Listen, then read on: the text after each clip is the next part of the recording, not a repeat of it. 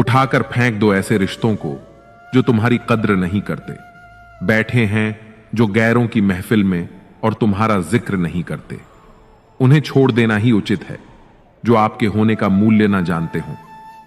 कान्हा कहते हैं, रिश्तों में वही रिश्ता सबसे अच्छा होता है जो किसी गलती के बाद हल्की सी मुस्कुराहट और थोड़ी सी माफी के साथ ही पहले जैसा हो जाता है। जिंदगी में एक रिश्ता ऐसा भी होना चाहिए जिसे हम अपना हर दुख और शिकायत बता सकें। सच्चा प्यार सिर्फ वही लोग कर सकते हैं जो किसी का प्यार पाने के लिए तरस चुके हों। नसीब से मिलते हैं दिल से रिश्ते निभाने वाले, वरना हम सफर पाकर भी ना जाने कितने लोग उदास हैं। श्री कृष्ण कहते हैं कि जो आपसे जलते हैं उनसे घृणा कभी ना करें, क्योंकि यही तो वे लोग हैं जो यह समझते हैं कि आप उनसे बेहतर हैं। जय श्री राधे कृष्ण मित्रों, स्वागत है आपका हमारे चैनल अनमोल साथी पर। मित्रों, जिंदगी में एक ही उसूल रखो कि यारी में गद्दारी नहीं और गद्दारों के साथ यारी नहीं। हमें नजरअंदाज करने वालों से हम नजरें भी नहीं मिलाते। अगर गलत को गलत कहने की क्षमता नहीं है तो आपकी ताकत और हिम्मत दोनों बेकार है। जिंदगी में एटीट्यूड ऐसा बनाओ जो जैसा है उसे उसी भाषा में समझाओ। कौन कहता है कि वक्त बहुत तेज चलता है? कभी किसी का इंतजार करके देखो, पता चल जाएगा कि वक्त कितना धीरे चलता है। आप कितने भी अच्छे इंसान क्यों ना हो, आप किसी ना किसी की कहानी में बुरे जरूर होते हैं। रिश्ते हो या रास्ते, जब तक ठोकर नहीं लगती है तब तक अपनी सही जगह का ज्ञान नहीं हो पाता है। जिंदगी में दूसरों पर निर्भर रहने वाले लोग कभी खुश नहीं रह पाते हैं। इसीलिए इस लायक बनिए कि अपनी जरूरत और इच्छाओं को आप खुद पूरा कर सकें। कान्हा कहते हैं, किसी को अपना इतना भी वक्त मत दो कि वो वक्त आने पर आपकी अहमियत ही भूल जाए। जो तुम्हें समझता हो और वक्त आने पर समझाता भी हो, उससे बेहतर हम सफर और कोई नहीं हो सकता। जो लोग अपनी गलती नहीं मानते वो आपको अपना कैसे मानेंगे? दुख सबके हिस्से में आता है, बस फर्क इतना सा है, कोई दिखा देता है और कोई दिल में छुपा कर रखता है। एक सच यह भी है कि हर कोई खैरियत पूछने वाला आपकी खैरियत नहीं चाहता। इस बेईमानी के दौर में ईमानदार को बेवकूफ कहा जाता है। पैसा ऐसी चीज है कि अगर ये हो तो पराए भी अपने हो जाते हैं, और ना हो तो अपने भी पराए हो जाते हैं। रिश्ता रखना हो तो अच्छाई बयां करते रहो, और खत्म करना हो तो सच्चाई बयां कर दो। कान्हा कहते हैं, सिर्फ धोखा देना ही धोखा नहीं होता, बल्कि किसी के साथ अपनेपन का नाटक करना उससे भी बड़ा धोखा होता है। लोगों की बातों से क्यों परेशान होते हो? जब हालात बदलते हैं तो लोगों के बोल भी बदल जाते हैं। अपनों को गिराने के लिए कई बार अपने ही अपनों के बारे में गलत अफवाह फैला देते हैं। रिश्ते अगर दिल में हों तो तोड़ने से भी नहीं टूटते, और अगर दिमाग में हों तो जोड़ने से भी नहीं जुड़ते। सारा ज्ञान किताबों से नहीं मिलता, कुछ ज्ञान मतलबी लोगों से भी मिलता है। दोष सिर्फ अंधेरे का नहीं होता, कभी कभी ज्यादा रोशनी भी अंधा बना देती है। सच्चा चाहने वाला आपसे प्रत्येक तरह की बातें करेगा, आपसे हर मसले पर बात करेगा, लेकिन धोखा देने वाला सिर्फ आपसे प्यार भरी बातें ही करेगा। सभी का सम्मान करना बहुत अच्छी बात है, पर आत्मसम्मान के साथ जीना खुद की पहचान है। झूठ बोलकर कुछ पाने से अच्छा है सच बोलकर उसे खो दो। मत कर यकीन यहां पल भर की मुलाकात पर। लोग तो यहां सालों पुराने रिश्ते तक भूल जाते हैं। जहां अपनों के सामने ही अपनी सच्चाई साबित करनी पड़े, वहां हम बुरे ही ठीक हैं। जो वक्त पर काम आए वही अपना है। बस खून के रिश्ते होने से ही कोई अपना नहीं होता। इंसान अगर चाहे तो अपने भाग्य को भी बदल सकता है, बस उसके पास वो जज्बा होना चाहिए। आप तब तक अच्छे हैं जब तक सामने वाले को आपकी जरूरत है। जैसे ही आपकी जरूरत खत्म, आपकी अच्छाई भी खत्म हो जाती है। इंसान के जिस्म का सबसे खूबसूरत हिस्सा उसका दिल है, और अगर वही साफ ना हो तो चमकता चेहरा किसी काम का नहीं। जो तुमसे तंग आ जाए उसे छोड़ दो। क्योंकि बोझ बन जाने से याद बन जाना बेहतर है। तकलीफ देने वाले को भले ही भूल जाओ, पर तकलीफ में साथ देने वाले को कभी मत भूलना। यूं ना छोड़ जिंदगी की किताब को खुला, बेवक्त की हवा ना जाने कौन सा पन्ना पलटे। बुरा तो हर कोई है यहां जनाब, क्योंकि ना तुम फरिश्ते हो और ना ही हम। जरूरी नहीं कि इंसान बदला हो, क्या पता वो जीवन की किसी उलझन में फंसा हो। जो मुझसे नफरत करते हैं शौक से करें, मैं हर शख्स को अपनी मोहब्बत के काबिल नहीं समझता। कहां मिलेंगे लोग मन के मुताबिक, कुछ हमें भी ढलना पड़ता है उनके मुताबिक। कोई खाली नहीं है, भरे हुए हैं सभी। कोई प्रेम से भरा है, कोई घृणा से, कोई स्मृतियों से और कोई दुख से। दिल की उम्मीद का हौसला तो देखो, इंतजार उसका है जिसको एहसास तक नहीं। जिंदगी बहुत छोटी है, इसलिए किसी इंसान का पीछा करने से कई गुना बेहतर है अपने सपनों को पूरा करना। दुनिया को परखना छोड़ दो, क्योंकि लोग अंदर से वो नहीं होते जो बाहर से नजर आते हैं। मुश्किल में साथ छोड़ देने वाला कितना भी अपना क्यों ना हो, दिल से उतर ही जाता है। मोहब्बत तो अधूरी रही हमारी, मगर बर्बाद हम पूरे हुए हैं। बंधन रिश्तों का नहीं, एहसास का होता है। जहां एहसास खत्म, वहां रिश्ता खत्म। अब इतनी ज्यादा समझ आ गई है कि ना तो किसी के साथ बहस करने को मन करता है और ना ही किसी को समझाने का मन करता है। बस कसूर इतना था, जीना चाहा तो जिंदगी से दूर थे हम, मरना चाहा तो जीने को मजबूर थे हम। जवाब तो हर बात का दिया जा सकता है, मगर जो रिश्तों की कीमत ना समझ पाया वह शब्दों को क्या समझेगा। कबूल कर ली हर सजा हमने, बस कसूर इतना था कि बेकसूर थे हम। मेरे हालात तो एक दिन सुधर जाएंगे, लेकिन बहुत से लोग मेरे दिल से उतर जाएंगे। बरसती हुई बारिश और रोती हुई आंखों का एहसास उन्हीं को होता है जिनके घर कच्चे हों और दिल नाजुक। शायद हम ही गलत समझ बैठे। वो तरस खाकर बात करते थे और हम मोहब्बत समझ बैठे। वक्त और भरोसा उन पर ही लुटाओ जो उनकी कदर करें, वरना इससे खेलने वाले हर जगह पर मिलेंगे। आपके जीवन में उन सपनों का कोई महत्व नहीं जिनको पूरा करने के लिए अपनों से ही छल करना पड़े। किसी को पा लेना या हासिल कर लेना ही मोहब्बत नहीं होती। मजा तो तब है जब पाने की उम्मीद भी ना हो और फिर भी मोहब्बत हो। खामोशी बहुत कुछ कहती है, कान लगाकर नहीं, दिल लगाकर सुनो। वो इंसान आपकी अहमियत कभी नहीं समझ पाएंगे जिनके लिए आप हमेशा हाजिर रहोगे। जिंदगी ऐसे जियो कि खुद को पसंद आ जाए। दुनिया वालों की पसंद तो पल भर में बदलती रहती है। मसला यह भी है, इस जालिम दुनिया का कोई अगर अच्छा भी है तो वह अच्छा क्यों है। कदर करना सीख लो। जिंदगी में कोई बार बार नहीं आता। कदर और वक्त भी कमाल के होते हैं। जिसकी कदर करो वह वक्त नहीं देता, और जिसको वक्त दो वो कदर नहीं करता। इस बनावटी दुनिया में बनावटी रिश्तों के बीच बनावटी जिंदगी जी रहे हैं। बस यही आज का सच है। एक बार किसी जंगल में एक ऊंट और बकरे के बीच गहरी मित्रता थी। वे हमेशा साथ साथ घास चरते थे, साथ साथ खेलते कूदते थे और साथ साथ आराम करते थे। दोनों के बीच काफी गहरी और अच्छी मित्रता थी। अगर नदी के उस पार जाना होता था तो ऊंट बकरे को अपनी पीठ पर बैठा लेता था और आसानी से दोनों नदी के उस पार पहुंच जाते थे। बकरा बड़ा ही बुद्धिमान प्राणी था। वह अक्सर अपने ज्ञान से ऊंट का मार्गदर्शन करता था। एक दिन ऊंट ने बकरे से कहा, मित्र, मैं तुम्हें पीठ पर बैठाकर दूर देश के लिए ले चलता हूं। तुम कोई ऐसी कहानी सुनाते चलो जिससे ज्ञान भी प्राप्त हो और सफर भी आसान कट जाए।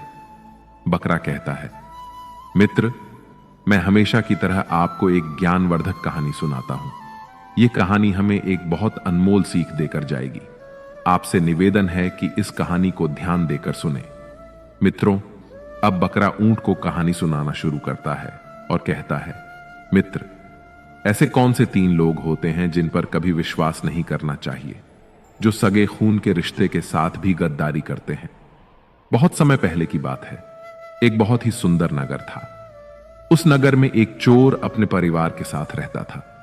छोटी मोटी चोरी करके वह अपने परिवार का पालन पोषण करता था। मित्रों, जो चोर था वह चोरी तो करता ही था, लेकिन उसके चुराए हुए धन से उसके परिवार का ठीक से पालन पोषण नहीं हो पाता था। इसलिए चोर हर समय बड़ा चिंतित और दुखी रहता था। एक दिन चोर अपने घर के द्वार पर बैठा हुआ सोच रहा था, मैं नगर में चोरी करता हूं, लोगों के घरों में डाका डालता हूं, फिर भी मैं दुखी रहता हूं। मैंने इतनी चोरी कर ली, फिर भी मेरे परिवार की गरीबी दूर नहीं होती। अब मैं ऐसा क्या करूं जिससे मेरे परिवार की गरीबी मिट जाए? मित्रों, चोर बैठा हुआ यह सब बातें सोच रहा था, तभी उसके दिमाग में एक विचार आता है। चोर ने विचार किया, पाप तो पाप होता है, चाहे छोटा हो या बड़ा हो, चाहे छोटी चोरी करूं या बड़ी चोरी करूं, रहूंगा तो चोर ही। और यदि मैं चोरी करते हुए पकड़ा गया तो उतनी सजा मुझे छोटी चोरी करने के लिए मिलेगी जितनी सजा मुझे बड़ी चोरी करने की मिलेगी। तो फिर क्यों ना मैं बड़ी चोरी करूं? मित्रों, यह विचार कर उस चोर ने एक योजना बनाई कि आज रात नगर के राजा के यहां खजाना लूटने जाएगा। और यह निश्चय करके वह नगर के राजा के यहां खजाना लूटने की योजना बनाने में जुट गया। मित्रों, जब रात होती है तो चोर दबे पांव राजमहल में प्रवेश कर जाता है और उसी तरह वह वहीं पर पहुंच जाता है जहां राजा का खजाना रखा हुआ था। वहां पहुंचकर उसने देखा कि खजाने के चारों तरफ कड़ी सुरक्षा है। कई सैनिक खजाने का पहरा दे रहे हैं और उनकी आंखों से छुपकर खजाने तक पहुंचना बड़ा ही कठिन काम है। इतनी कड़ी सुरक्षा है। इस सुरक्षा घेरे को तोड़कर खजाने तक पहुंचना कोई आसान काम नहीं था। यदि किसी सैनिक की नजर चोर पर पड़ गई तो तुरंत ही वह उसे मौत के घाट उतार देगा। आज उन सैनिकों को देखकर चोर को सैनिक के रूप में अपना काल नजर आ रहा था। उन्हें देखकर ऐसा प्रतीत हो रहा था जैसे खजाने के चारों तरफ साक्षात यमराज पहरा दे रहे हों।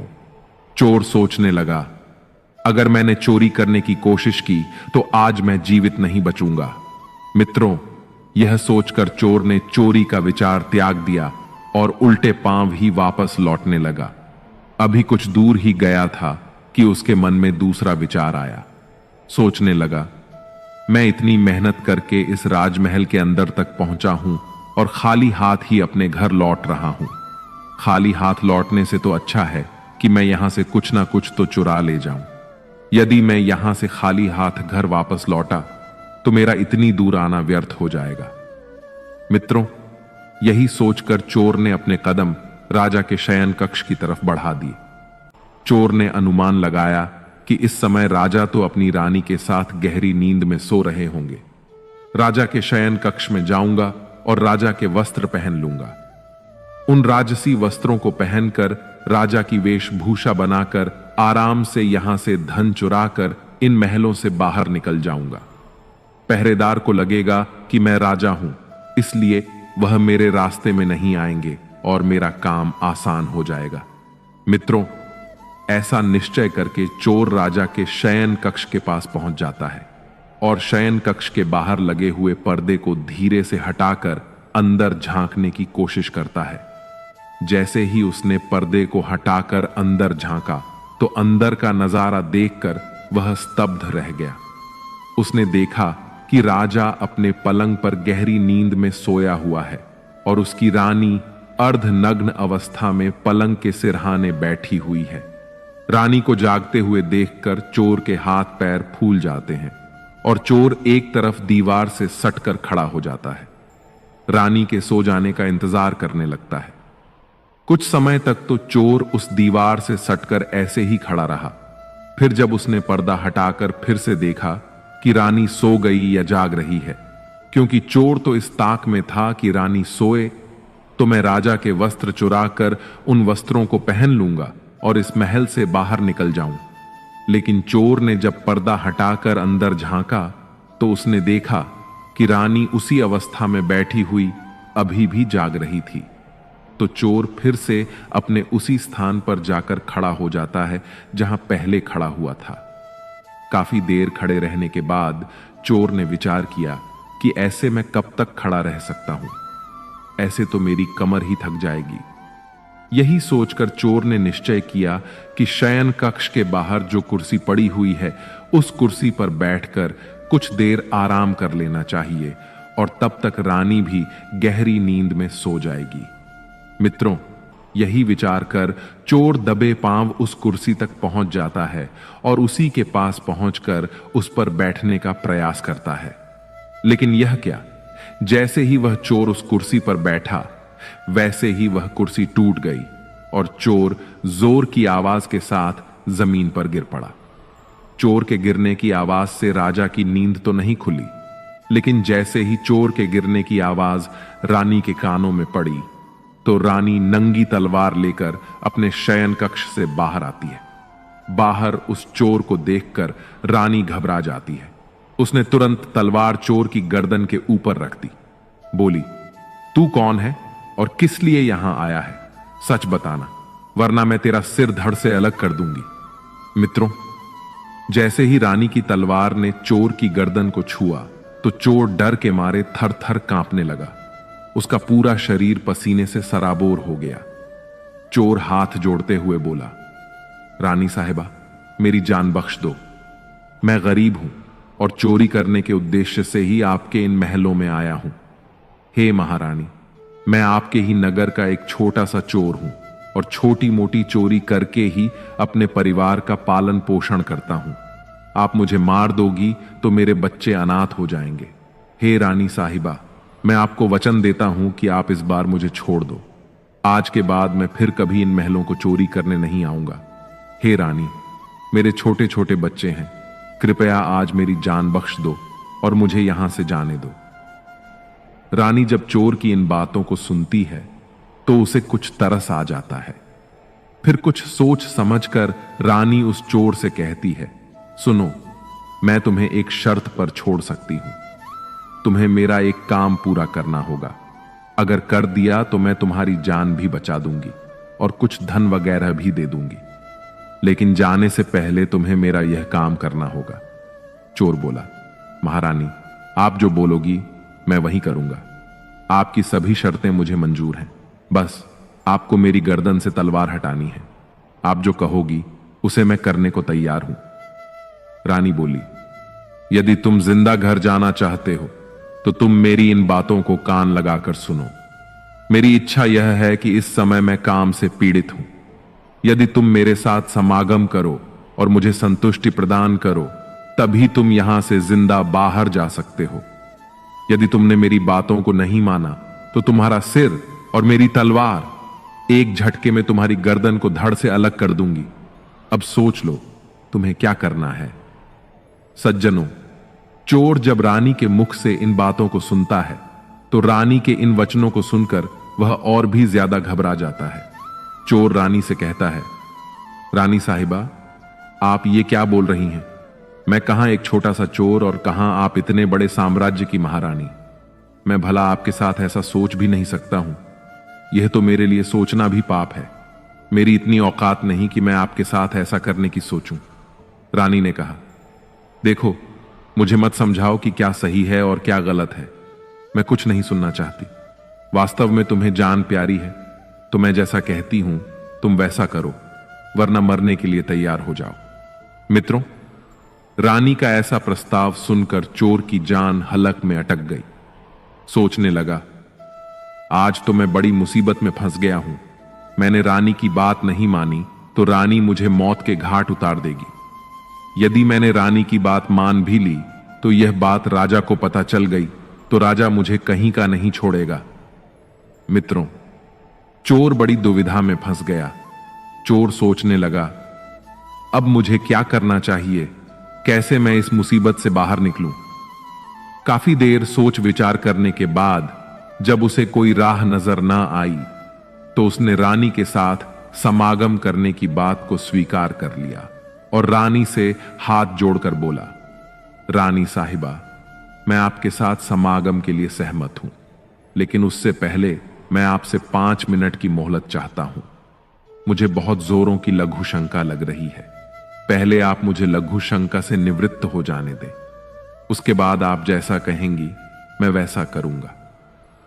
चोर की इन बातों को सुनकर रानी ने चोर की गर्दन से तलवार हटा दी और उसी तलवार से पेशाब खाने का इशारा करते हुए बोली, देखो सामने ही पेशाब घर है, तुम जल्दी से लघु शंका से निवृत्त होकर आओ, मैं तुम्हारा यहां खड़ी इंतजार कर रही हूं। रानी की सहमति मिलते ही चोर पेशाब घर की तरफ चला गया। रानी वहीं पर खड़ी होकर उसके लौटने की प्रतीक्षा करने लगी। मित्रों, जब चोर पेशाब घर के अंदर पहुंचा तो उसने देखा कि पेशाब घर में एक झरोखा बना हुआ है। उसने अपने दिमाग का उपयोग करते हुए अंधेरे का फायदा उठाया और रानी की नजर से बचकर वहां से भाग निकला। भागते भागते जब वह द्वार पर पहुंचा तो द्वार पर पहरा दे रहे एक सैनिक ने उसे पकड़ लिया और पूछताछ करने लगा। चोर पहले से ही डरा हुआ था। उसने सैनिक को सारा हाल बता दिया कि वह एक चोर है और चोरी करने के इरादे से इन महलों में आया है। साथ ही उसने यह भी बता दिया कि रानी की नजर मुझ पर पड़ गई है और अब वह मेरे साथ समागम करना चाहती है। किसी तरह मैं रानी को चकमा देकर अपने घर लौट रहा था, तभी आपने मुझे पकड़ लिया। सैनिक ने कहा, तुमने राजमहलों में घुसने का दुस्साहस किया है, मैं भला तुम्हें कैसे जाने दे सकता हूं। सैनिक के आगे हाथ जोड़ते हुए चोर बोला, बाबूजी, मैं बाल बच्चों वाला गरीब आदमी हूं, कृपया करके मुझे यहां से जाने दें। आज के बाद फिर कभी मैं इन महलों की तरफ मुड़कर नहीं देखूंगा। सैनिक ने कहा, ठीक है, अगर तुम इतनी विनती कर रहे हो तो मैं तुम्हें एक मौका दे सकता हूं, लेकिन मेरी एक शर्त है। चोर बोला, ठीक है भाई, आप भी अपनी शर्त बता दीजिए। मेरी रिहाई के बदले में आप मुझसे क्या करवाना चाहते हैं।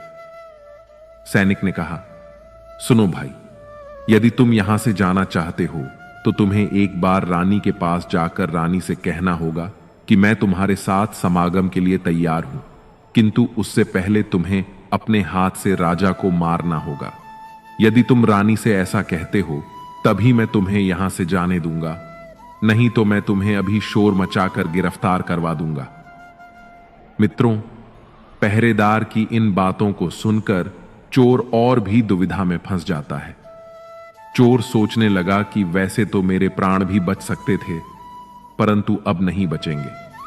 चोर सोचने लगा कि यदि रानी से मैंने यह बात कही तो रानी मेरा सिर धड़ से अलग कर देगी। अब तो चोर को चारों तरफ मौत दिखाई दे रही थी। चोर सोचने लगा कि वह ऐसी कौन सी मनहूस घड़ी थी जो मेरे मन में इस राजमहल में चोरी करने का विचार आया। मैं यहां नहीं आता तो ही अच्छा था। पहरेदार जोर देकर कहने लगा, जल्दी बताओ, क्या सोचा है तुमने? रानी के पास जाते हो या फिर मैं शोर मचाऊं? चोर बोला, भाई तुम शोर मत मचाओ, मैं अभी रानी के पास जाता हूं और तुमने मुझसे जो बात कही है उसे मैं रानी से जाकर कहता हूं।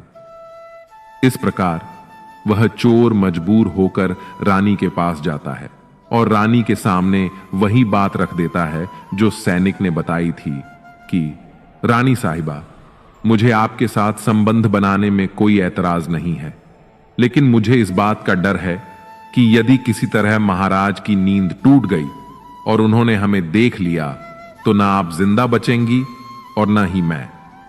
चोर बोला, हे रानी, यदि आप मेरे साथ समागम चाहती हो तो उससे पहले आपको अपने पति का सिर काटना होगा। अगर आप मेरी इन बातों को पूरा करती हैं तो मुझे आपके साथ संबंध बनाने में कोई आपत्ति नहीं है। यदि आप मेरी बातों से नाराज हैं तो मैं राजा के हाथों से मरने की अपेक्षा आपके हाथों मरना उचित समझूंगा। चाहो तो आप मुझे मार सकती हैं। मित्रों, कामाग्नि में अंधी रानी चोर के मुख से जब इन बातों को सुनती है तो चोर की बातों को सुनकर वह कहती है, बस इतनी सी बात, रुको, अभी मैं राजा साहब को मौत के घाट उतार देती हूं। और इतना कहकर रानी शयन कक्ष के अंदर चली जाती है और एक ही बार में महाराज का सिर धड़ से अलग कर देती है। मित्रों, जैसे ही रानी ने राजा का सिर काटा, पूरा शयन कक्ष राजा के लहू से लथपथ हो गया। रानी भी राजा के खून से पूरी तरह भीग गई थी। राजा की मौत के बाद रानी ने उस भयानक मंजर को देखा तो उसे देखकर रानी बेहोश होकर गिर पड़ी। चोर को भी मौका मिल गया, इसलिए चोर भी चुपचाप वहां से फरार हो गया। इधर जब अगला दिन हुआ तो अगले दिन की सुबह जब राजकर्मचारियों ने देखा कि राजा के शयन कक्ष में राजा की सिर कटी लाश पड़ी है और राजा के पास उनकी रानी बेहोश पड़ी है, तो इस नजारे को देखकर राजमहल में शोर मच गया कि कोई राजा साहब को मार गया है। मगर राजा साहब को मारने वाला कौन था, इस बात का किसी को कुछ पता नहीं चल पाया। लोग बड़े आश्चर्यचकित थे कि इतना कड़ा पहरा होने के बाद भी भला राजा साहब को कौन मार गया। रानी भी दहाड़े मार मार कर रो रही थी, उसका भी बुरा हाल था। राजकर्मचारियों ने काफी तलाश किया, लेकिन किसी को यह पता नहीं चला कि राजा साहब को किसने मारा है। मित्रों, इस रहस्य को पूरे राजमहल में एक सैनिक ही जानता था, जो कल रात उस चोर से मिला था। उसे पक्का यकीन था कि रानी और चोर में से किसी एक ने ही राजा को मारा है, परंतु उसने इस बात की चर्चा किसी से नहीं की, क्योंकि उसे ऐसा लगता था कि मैंने यदि किसी को इस बारे में बताया तो कोई भी मेरी बातों पर यकीन नहीं करेगा, उल्टा मुझे ही दोषी ठहराया जाएगा। यही सोचकर उसने अपना मुंह बंद रखा। और दूसरा कारण भी था कि जब सभी लोग राजा के अंतिम संस्कार की तैयारियां कर रहे थे, उसी समय रानी ने घोषणा कर दी थी कि वह अपने पति के साथ सती होना चाहती है। जब लोगों ने सुना कि रानी अपने पति के साथ सती होना चाहती है, तो इस घोषणा से उनके भी मुंह बंद हो गए, जो दबे छुपे रानी पर संदेह जता रहे थे। क्योंकि रानी अगर राजा साहब की हत्या करती तो फिर वह राजा साहब के साथ सती क्यों होती। मित्रों, जब राजा के अंतिम संस्कार की तैयारियां पूरी हो गईं, तो राजा के मृत शरीर को शमशान घाट ले जाया गया। शमशान घाट जाकर राजा के अंतिम संस्कार के लिए चिता चुनी गई। रानी भी अपने पति के साथ चिता पर जाकर बैठ गई। सब नगरवासी बारी बारी से चिता पर लकड़ी लगाते जा रहे थे और राजा रानी को प्रणाम करते हुए आगे बढ़ते जा रहे थे। सभी लोगों की जुबान पर एक ही बात थी कि रानी अपने पति से बहुत प्यार करती है, इसलिए जिंदा ही अपने पति के साथ सती होने जा रही है। मित्रों, इसी क्रम में जब उस सैनिक की बारी आई जो इस रहस्य को जानता था, वह सैनिक जब राजा की चिता पर लकड़ी रखने पहुंचा तो उसने धीरे से रानी के कान में कहा, महारानी, आप तो सती हो जाएंगी, फिर मेरी जिज्ञासा का समाधान कौन करेगा? रानी ने कहा, कैसी जिज्ञासा? सैनिक ने कहा, रानी साहिबा, जाते जाते मुझसे इतना तो बता दीजिए कि राजा साहब को किसने मारा है? उस चोर ने जो कल आपके महलों में आया था, या फिर आपने? मित्रों, सैनिक के मुंह से जब रानी ने ये शब्द सुने तो वह एकदम से चौंक पड़ी। उसने समझ लिया कि इसका मतलब इस भेद को यह सैनिक जानता है। रानी ने कहा, सुनो सैनिक, राजा को ना तो मैंने मारा है और ना ही उस चोर ने मारा है। अगर तुम्हें यह रहस्य जानना है कि राजा को किसने मारा है, तो उसके लिए तुम्हें नगर के बाहर उत्तर दिशा में जो जंगल है, उस जंगल में जाना होगा। उस जंगल में एक बुढ़िया अपनी कुटिया बनाकर रहती है। वह बुढ़िया ही तुम्हें यह बता सकती है कि राजा को किसने मारा है। मित्रों, रानी का उत्तर सुनकर उस सैनिक की जिज्ञासा और बढ़ गई। वह जल्द से जल्द इस रहस्य को जानना चाहता था। उसने राजा की चिता पर लकड़ी रखी और अन्य लोगों की तरह वह भी आगे प्रणाम करके बढ़ गया। अगले दिन की सुबह वह सैनिक रानी के बताए अनुसार जंगल की ओर चल पड़ा। जब वह जंगल के नजदीक पहुंचा तो उसे वहां पर कुटिया दिखाई दी जिसमें वह बुढ़िया रहती थी। सैनिक उस बुढ़िया के पैर पकड़कर बोला, मां, मैं एक रहस्य जानने के लिए आपके पास आया हूं। मैं यह जानना चाहता हूं कि राजा साहब को किसने मारा है। मित्रों, सैनिक की इन बातों को सुनकर बुढ़िया बोली, बेटा, अगर तुझे यह रहस्य जानना है कि राजा साहब को किसने मारा है, तो इसके लिए तुझे एक काम करना होगा। मेरी कुटिया के सामने एक बकरा बंधा हुआ है। तुझे यह रहस्य जानना है तो तुझे अपनी तलवार से एक ही बार में उस बकरे की गर्दन को काटना होगा। जैसे ही तू उस बकरे की गर्दन को काटेगा, वैसे ही उस बकरे का धड़ वहीं गिर जाएगा और उसका सिर हवा में उड़ने लगेगा। बेटा, जैसे ही उस बकरे का सिर हवा में उड़ने लगे, वैसे ही तुम उस बकरे के कान पकड़ लेना। बकरे का सिर तुम्हें जिस जगह पर ले जाए, तुम वहां चले जाना। उस स्थान पर पहुंचकर तुम्हें तुम्हारे प्रश्न का उत्तर मिल जाएगा कि राजा को किसने मारा है। मित्रों, जैसे ही सैनिक बुढ़िया के इन वचनों को सुनता है तो तुरंत ही कुटिया से निकलकर बाहर आ जाता है। कुटिया के बाहर निकलकर सैनिक देखता है कि सचमुच कुटिया के बाहर एक बकरा बंधा हुआ है। बकरे को देखकर सैनिक तुरंत अपनी तलवार निकालता है और एक ही बार में बकरे का सिर धड़ से अलग कर देता है। मित्रों, बकरे का सिर कटते ही वह सिर हवा में उड़ने लग जाता है। सैनिक ने झट से उसके कान पकड़ लिए। बकरे के सिर के साथ सैनिक भी हवा में उड़ने लग जाता है। काफी देर के बाद वह सिर सैनिक को लेकर एक भयानक जंगल में जाता है, जहां एक बड़ी सी गुफा बनी हुई थी। उस गुफा के द्वार पर जाकर बकरे का सिर नीचे उतर जाता है। सैनिक सोचने लगा कि इस जंगल में मुझे कोई मनुष्य तो दिखाई नहीं दे रहा है, फिर मेरे सवालों का जवाब कौन देगा? कौन इस रहस्य से पर्दा उठाएगा कि राजा को किसने मारा है? जिस गुफा के सामने खड़ा हुआ वह सैनिक यह सब सोच रहा था, वह एक राक्षस की गुफा थी। मित्रों, उस गुफा में राक्षस अपनी बेटी के साथ रहता था। जिस समय वह सैनिक गुफा के सामने पहुंचा, उस समय शाम हो चुकी थी और राक्षस अपनी बेटी को गुफा में अकेला छोड़कर भोजन की तलाश में गुफा से बाहर बहुत दूर जा चुका था। इधर जब राक्षस कन्या को किसी मनुष्य की गंध महसूस होती है तो वह अपनी गुफा से बाहर आती है, और जब उसने सैनिक को देखा तो एक हट्टे कट्टे नौजवान को देखकर वह बड़ी प्रसन्न हुई। उसने देखा कि गुफा के द्वार पर एक नौजवान खड़ा है। सैनिक को देखकर उसने सोचा, अगर मैंने इसे मारकर खा लिया तो मेरी एक समय की भूख मिट जाएगी, और अगर मैंने इसे जिंदा रखा तो यह नौजवान मेरे बहुत काम आएगा। मैं इसे खिलौना बनाकर अपने पास रखूंगी, ये मेरा मन बहला देगा।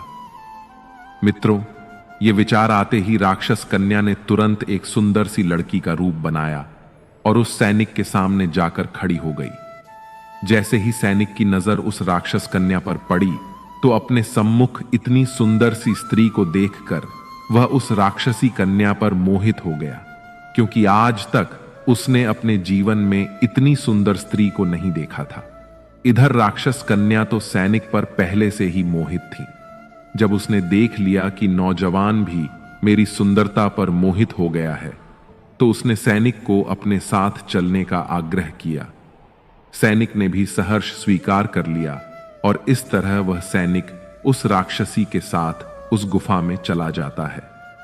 सैनिक अपने सवाल के जवाब के लिए इतनी दूर भयानक जंगल में आया था, जिसका एकमात्र उद्देश्य राजा की मौत के रहस्य को जानना था। वह सैनिक अपना उद्देश्य तो भूल गया और उस राक्षस कन्या के साथ रमण करने लगा। मित्रों, इधर जब राक्षस के आने का समय होता है तो राक्षस कन्या को नौजवान के प्राणों की चिंता होती है। वह सोचने लगी कि यदि मेरे पिता ने इस नौजवान को देख लिया तो वह इसे जिंदा खा जाएगा। यही सोच जैसे ही राक्षस के आने का समय होता है, उस राक्षस कन्या ने अपनी माया से उस नौजवान को एक मच्छर बना दिया और उसे मच्छर बनाकर दीवार पर चिपका दिया। इसके बाद वह राक्षसी के रूप में बदल गई। इधर जब राक्षस अपनी गुफा में लौटकर आता है तो उसने अपनी लड़की से पूछा, बेटी, क्या बात है? आज मुझे इस गुफा में मनुष्य की गंध क्यों आ रही है? क्या मेरे पीछे इस गुफा में कोई मनुष्य आया था? पिता की इन बातों को सुनकर राक्षस कन्या बहाना बनाते हुए बोली, पिताजी, आप भी कैसी बातें कर रहे हैं? इस भयानक जंगल में मनुष्य कैसे आ सकता है? यदि गलती से भी आ गया तो मैं उसे कच्चा ही चबा जाऊंगी। आप फिक्र मत कीजिए, किसी मनुष्य में इतनी हिम्मत नहीं है जो हमारी गुफा तक पहुंचे। चलिए पिताजी, आप थक गए होंगे, आप सो जाइए, मैं आपका सिर दबा देती हूं। मित्रों, इस प्रकार राक्षस कन्या अपने पिता को गुमराह कर देती है और उस नौजवान सैनिक के बारे में अपने पिता को कुछ नहीं बताती। अब तो राक्षस कन्या का यही रोज का नियम बन गया था। जैसे ही रात होती थी, राक्षस अपने शिकार के लिए गुफा से बाहर जाता तो वह सैनिक को पुनः पुरुष बना देती थी। जैसे ही राक्षस के लौटने का समय होता तो वह उसे मच्छर बनाकर दीवार पर चिपका देती थी। इस प्रकार उस सैनिक को राक्षस की गुफा में रहते रहते काफी समय बीत जाता है। जब उस सैनिक को राक्षस की गुफा में काफी समय बीत गया और उसका राक्षस कन्या से मन भर गया तो उसे अपने बीवी बच्चों की याद सताने लगी। परंतु वह राक्षस कन्या की चंगुल में था और उसके चंगुल से निकलना कोई आसान कार्य नहीं था। ऐसे ही चलते चलते जब कुछ दिन और बीते तो एक दिन उस सैनिक को गुफा से भागने का मौका मिल जाता है। हुआ यह कि एक दिन जब राक्षस अपनी बेटी को गुफा में अकेला छोड़कर जंगल में शिकार के लिए चला जाता है तो पिता के जाने के बाद उस राक्षस कन्या ने मच्छर बने हुए सैनिक को पुनः पुरुष बना दिया और उसके साथ प्रेम करने लगी। इसके बाद वह उसे मच्छर बनाना भूल गई और सैनिक से बात करते करते उसे नींद आ गई। इसी मौके की तलाश में तो सैनिक था कि कब मुझे मौका मिले और मैं यहां से भागूं। मित्रों, जैसे ही उस सैनिक को यह मौका मिला तो सैनिक दबे पांव गुफा से बाहर निकल जाता है। गुफा से बाहर आकर सैनिक ने विचार किया कि मुझे राक्षस कन्या से तो छुटकारा मिल गया, लेकिन अपने नगर तक मैं कैसे पहुंचूं? मुझे तो अपने नगर का रास्ता भी नहीं पता है। फिर भी सैनिक ने हार नहीं मानी। उसने ईश्वर का नाम लिया और एक दिशा की ओर दौड़ लगा दी। कई दिनों तक भागने दौड़ने के बाद आखिर वह अपने नगर पहुंच जाता है। जब वह अपने नगर में पहुंचा और अपने परिवारजनों से मिला, अपनी बीवी बच्चों से मिला, तो उनसे मिलकर उसे बड़ा अच्छा लगा। अपने परिवार से मिलते हुए सैनिक सोच रहा था कि अच्छा हुआ जो उस राक्षस कन्या की आंख लग गई और मैं भाग आया। यदि मुझे यह मौका नहीं मिलता तो न जाने कब तक वह मुझे अपने पास मच्छर मक्खी बनाकर रखती। भगवान का लाख लाख शुक्र है जो मुझे यह मौका मिल गया। मित्रों, इस प्रकार उस सैनिक को अपने घर आए हुए भी काफी दिन बीत जाते हैं। जब काफी समय उसने अपने घर पर बिता लिया तो उसे फिर से राक्षस कन्या की याद सताने लगती है। सैनिक सोचने लगा, कितनी सुंदर थी वह स्त्री, मेरा कितना ख्याल रखती थी। मुझे इस तरह से उसे अकेला छोड़कर नहीं आना चाहिए था। उसने मेरा कितना ख्याल रखा, मुझे इतना प्यार दिया, और मैंने उसके साथ में क्या किया।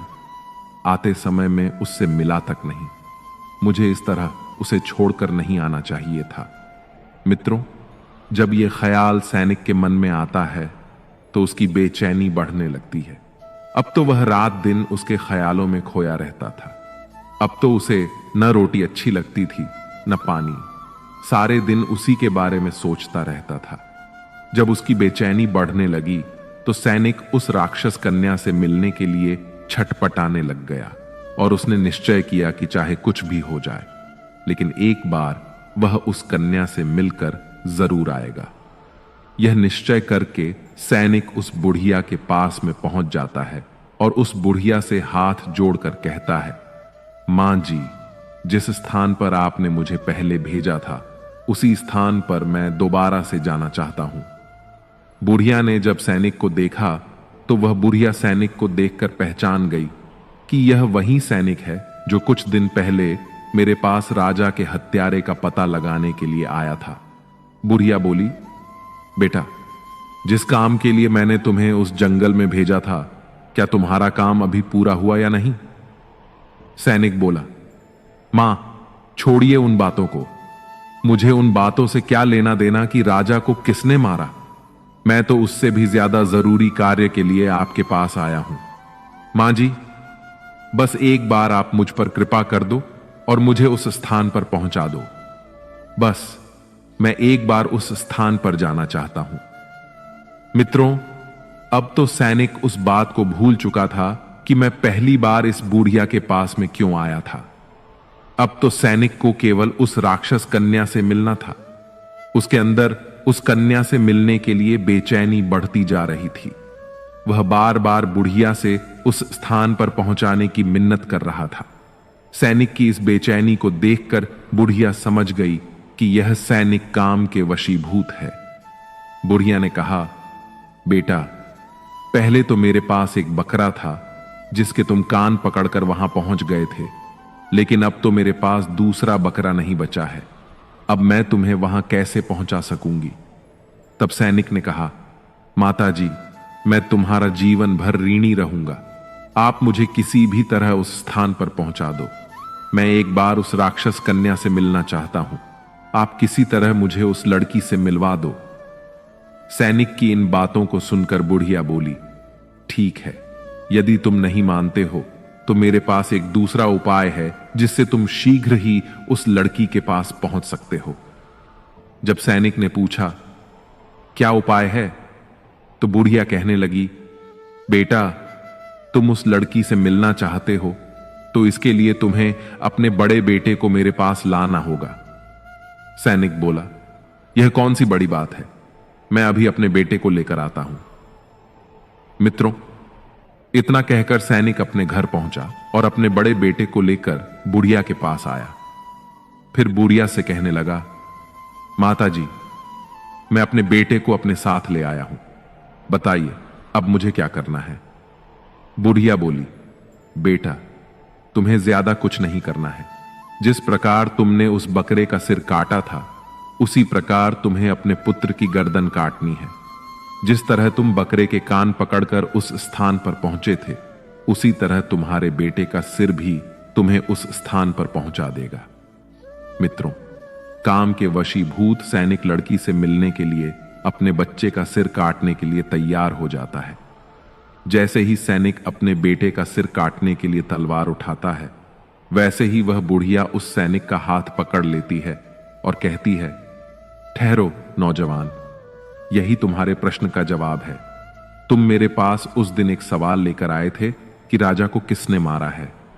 तो सुनो नौजवान, राजा को ना तो चोर ने मारा था और ना ही रानी ने मारा था।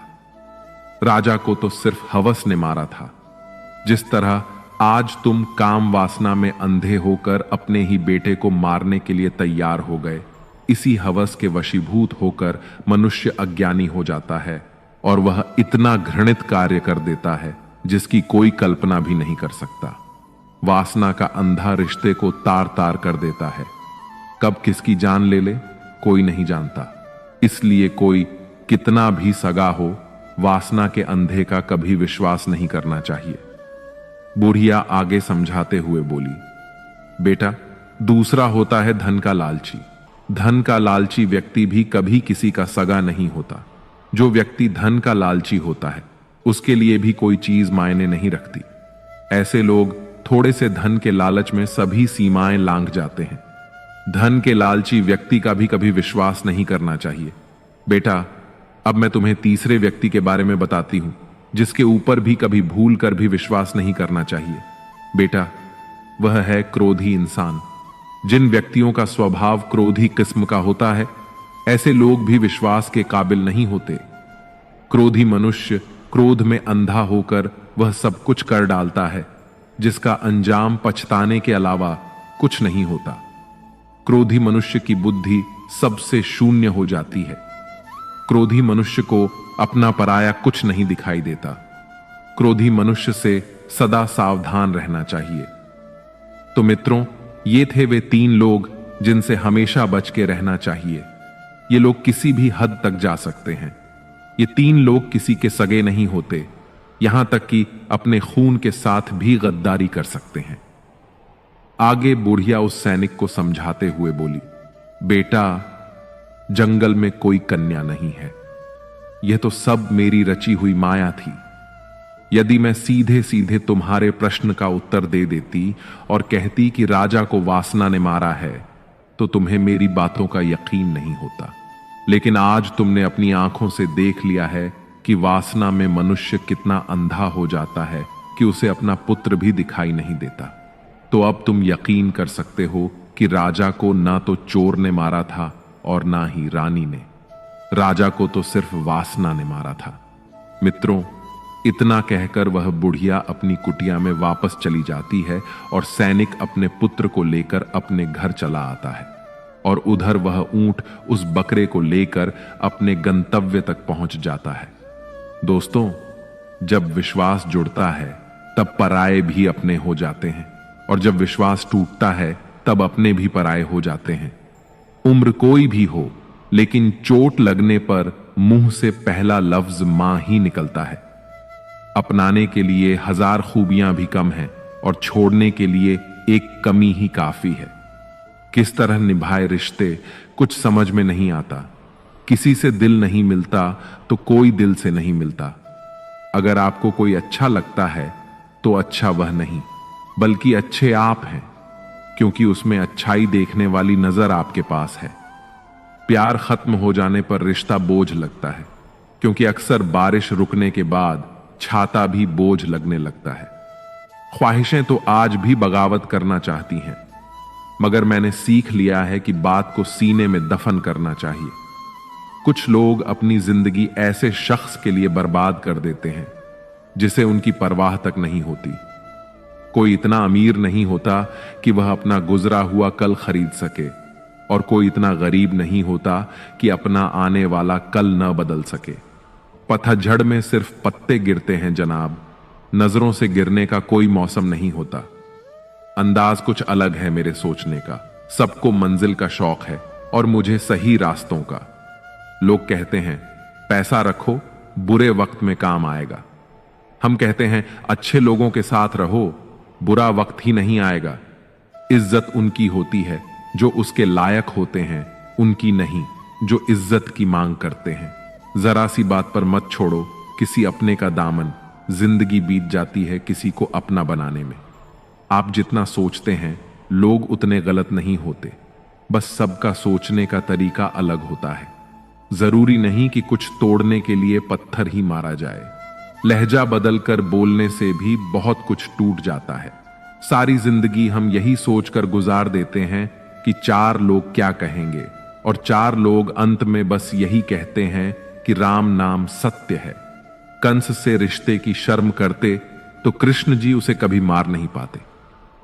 बुराई का विरोध जरूरी है, चाहे कोई आपका रिश्तेदार हो या कोई सगा संबंधी। अपने आप को किसी भी काम में व्यस्त रखें, क्योंकि व्यस्त आदमी को दुखी होने का समय ही नहीं मिलता। आजकल लोग समझते कम और समझाते ज्यादा हैं, इसीलिए तो रिश्ते सुलझते कम और उलझते ज्यादा हैं।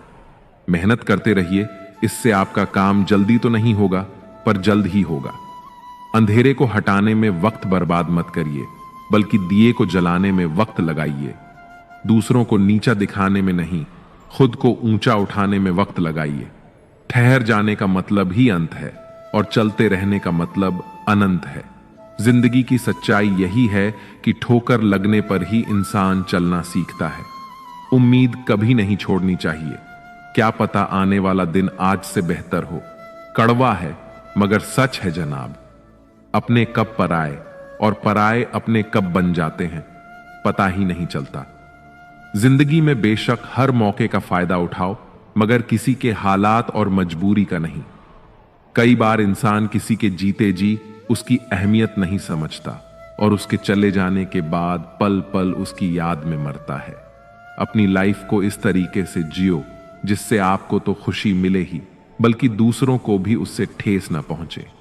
चलो थोड़ा सुकून से जिया जाए, जो दिल दुखाते हैं उनसे थोड़ा दूर रहा जाए।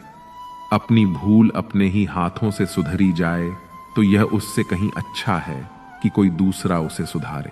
मुझसे तजुर्बे मत पूछो जिंदगी के, उम्र मेरी शर्मिंदा हो जाएगी। मत खोल मेरी पुरानी किताब को ऐ दोस्त। हर उस शख्स ने दिल दुखाया जिस पर मुझे एतबार था। झुक जाते हैं जो लोग आपके लिए किसी भी हद तक। वह सिर्फ आपकी इज्जत ही नहीं, आपसे मोहब्बत भी करते हैं। मैंने जिंदगी से पूछा कि तू इतनी कठिन क्यों है। जिंदगी ने हंसकर कहा कि दुनिया आसान चीजों की कद्र नहीं करती। मुझे उन लोगों से कोई दिक्कत नहीं है जो मुझे पसंद नहीं करते। दिक्कत मुझे उनसे है जो मुझे पसंद करने का दिखावा करते हैं। जिंदगी में कुछ भी करना है तो सच बोल दो, घुमा फिरा के बात मत करो। किसी भी मनुष्य की वर्तमान स्थिति देखकर उसके भविष्य का मजाक मत उड़ाओ, क्योंकि कल में इतनी शक्ति है कि वह एक साधारण से कोयले को भी धीरे धीरे हीरे में बदल सकता है। गलती माफी मांगने से नहीं, सुधारने से सही होती है। मांगो तो अपने रब से मांगो, जो दे तो रहमत और ना दे तो किस्मत। लेकिन दुनिया से हरगिज मत मांगना, क्योंकि दुनिया दे तो एहसान और ना दे तो शर्मिंदगी। हाथ उसका पकड़ो जिसे सुख में आप ना छोड़ो और दुख में वह आपको ना छोड़े। हैरान करके लोग मुझे खुश होते हैं और मैं खुश होकर लोगों को हैरान करता हूं। खुश रहना सीखो दोस्तों, इससे पहले कि उदास रहना आपकी आदत बन जाए। मित्रों, मैं आशा करता हूं कि आपने इस वीडियो से बहुत कुछ सीखा होगा। वीडियो को लाइक और शेयर करके कमेंट में जय श्री राधे कृष्ण लिखना न भूलें और ऐसे ही ज्ञानवर्धक वीडियोस पाने के लिए हमारे चैनल को सब्सक्राइब करके घंटी जरूर बजा दें। भगवान श्री कृष्ण आपको हमेशा प्रसन्न रखें। जय श्री राधे कृष्ण। राधे राधे।